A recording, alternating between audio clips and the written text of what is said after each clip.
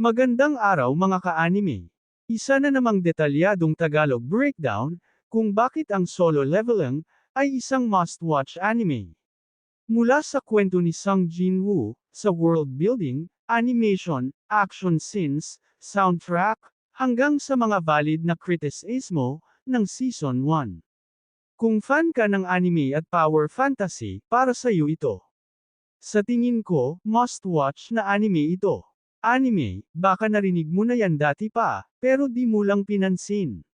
Sobrang sumabog ang Solo Leveling lalo na sa tagumpay ng Season 2.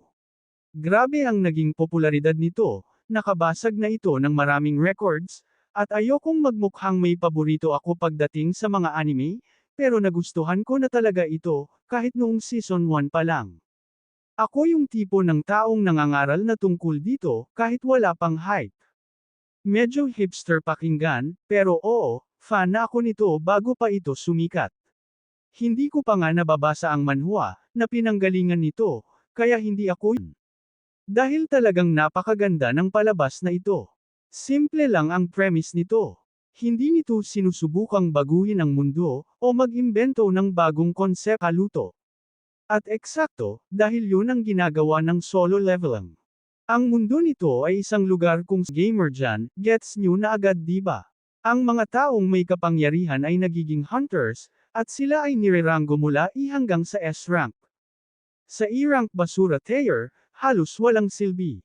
Pero pagdating naman sa S rank wow, tamang timpla, sobrang gandang panoorin, dahil pinakamalalakas sa lipunan. Ang mga hunters ay pumapasok sa mga guests, at dudurugin ang mundo. Dito natin sinusundan ng pinakamahinang hunter sa lahat, si Sung Jin-woo. Bago ako pumasok sa kung bakit espesyal ang palaban, ang lahat ng aking mga subscribers, at mga manunood, salamat sa inyong lahat, sana di kayo tumigil, na suportahan ang aking channel, at patuloy nyo pa itong aabangan, salamat po ng marami. Balik tayo kay Sung Jin-woo. Isa siyang E-rank hunter, literal na basura, sobrang hina niya, wala siyang maipanalo, useless siya sa kahit anong party. Para siyang punching bag ng mga halimaw. Kilala siya bilang pinakamahinang hunter sa buong mundo. Pero kahit paulit-ulit siyang binubugbog, patuloy pa rin siyang sumasali sa mga misyon.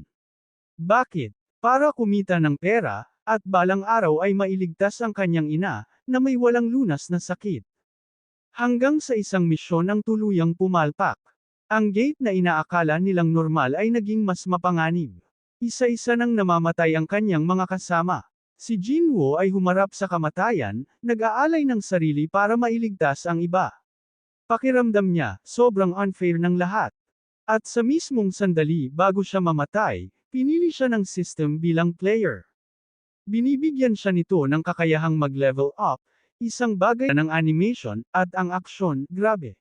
Ito talaga ang dahilan kung bakit sumabog ang kasikatan nito.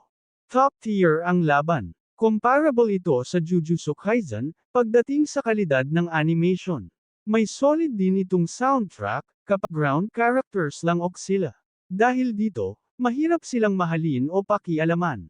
Isa pa, karamihan ng laban ay natatapos sa 1 o 2 episodes lang. Habang tumatagal, mga pagkakataon na dikit sa kamatayan, pero kadalasan, dinudurog niya lang ang lahat. Pero kahit ganoon, sobrang saya pa ring panoorin. Cool, fresh, ang bawat laban, at ramdam mo ang aura niya sa bawat eksena. Kayo mga ka-anime, gusto nyo rin ba ang Solo Leveling? Isa rin ba kayo sa comment nyo na lang sa baba, okay, paalam.